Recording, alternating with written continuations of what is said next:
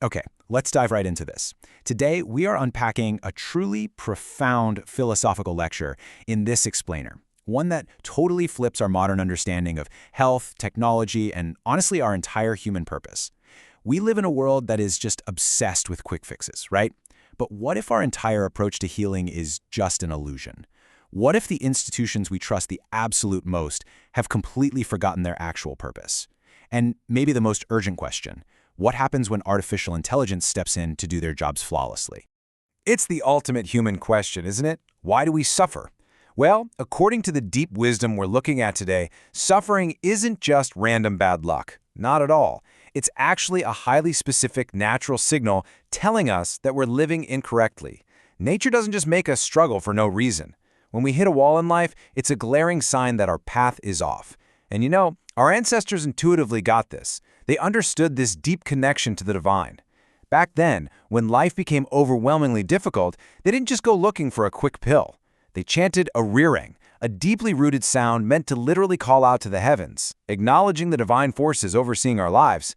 But think about it. Today, when we face that exact same suffering, where do we go? And more importantly, who is actually trying to cure the root of it? Section 1. The root of suffering. Mind before body. To really answer that question, we have to undergo a massive paradigm shift in how we view human struggle. We literally have to separate the mind from the physical body. Now, what's really interesting here is the profound distinction between being a patient and being a sick person. In our everyday vocabulary, we toss these words around interchangeably, but there's actually a very strict sequence. You become a patient, meaning someone who is mentally frustrated, whose life is blocked, who feels totally trapped, long before you ever become a physically sick person. Being a patient is a state of life difficulty.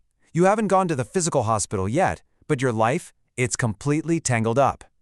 Let's see how this builds, because this tragically maps out the exact pipeline of human disease. It all starts with stage 1, unresolved mental frustration. You're holding on to this suffocating feeling simply because you don't know why your life is so hard. And when you hold on to that heavy, frustrating energy for too long, it literally transfers to your physical body. That brings us to stage 2, cellular division dysfunction. Your cells, the ones you receive from nature, actually begin to divide incorrectly because you are twisting your own life energy. This cellular chaos then leads to stage 3, a sudden drastic drop in your spiritual power and your basic judgment. You become vulnerable, and that leads directly to stage 4, physical illness, or even bizarre accidents. Your judgment drops so incredibly low that you might just walk into traffic and get hit by a car, or easily fall victim to a scam. The physical sickness is literally just the final stop on a train that started with mental frustration. Section 2. Religion. The first hospital. The lost research centers. So when people first hit that wall of frustration, when they become that blocked patient, where do they instinctively go before the physical illness even sets in? Well, they go to temples. They go to churches. They turn to religious institutions. Because historically, these places are meant to serve as our essential first-tier hospitals. But we have to look at the stark juxtaposition here. The intended purpose of a religious organization is actually to be a giant research center. Think about it. When people arrive, pouring their hearts out about how hard their lives are, religious leaders are supposed to gather that data, study it, and research the root causes of human suffering. They're meant to teach you exactly why you are hurting, but what is their actual function today? They're simply comforting people. They pacify you. They tell you to say amen. They tell you to just pray and rely on the organization. And sure, you feel a little better temporarily, but they've completely halted the actual research. By just comforting people without solving the root problem, they drag out the underlying suffering, wasting precious time until that mental frustration inevitably metastasizes into a physical disease. Section 3. Doctors as mere mechanics, the PhD illusion. And when that religious first hospital fails you and the physical disease finally sets in, where do you go? You go to the actual medical hospital. You go see the PhDs and the medical doctors. And honestly, this brings us to another massive societal illusion. So, the crucial point is how we define our most educated professionals. Like, what does a PhD actually mean? We tend to view it as this ultimate trophy, a reward for accumulating a vast amount of knowledge, right? But according to the source material, a PhD is simply a license. It is a license granting you the absolute right and the mandate to continuously research a specific field and produce new theses that actively advance society. But our medical doctors and PhDs have completely abandoned this true mandate of research. Instead, they treat the sick people who walk through the door merely as customers to be processed. For decades, they've basically acted as basic mechanics for human body parts.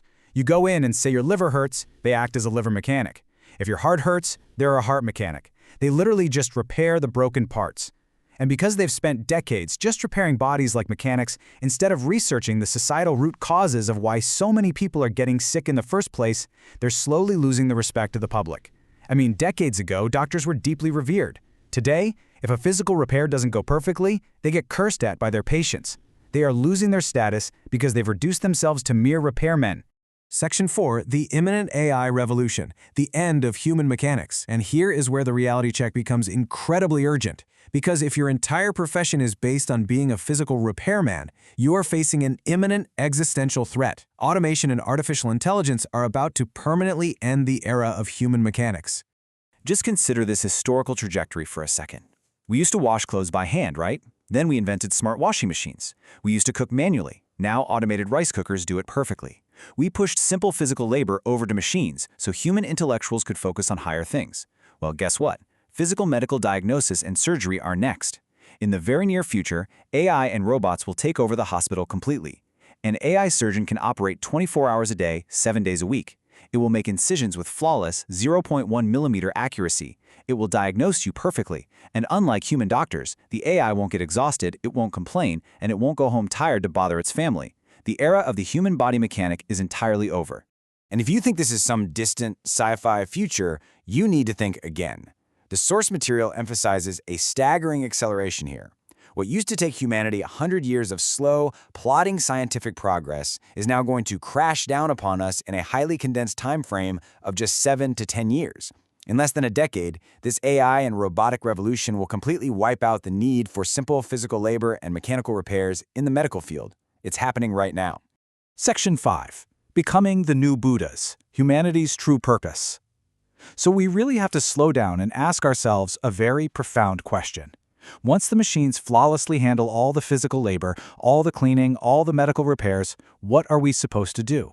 What is humanity's true purpose when our hands are completely freed? Well, we must return to our original mandate. We must research the soul.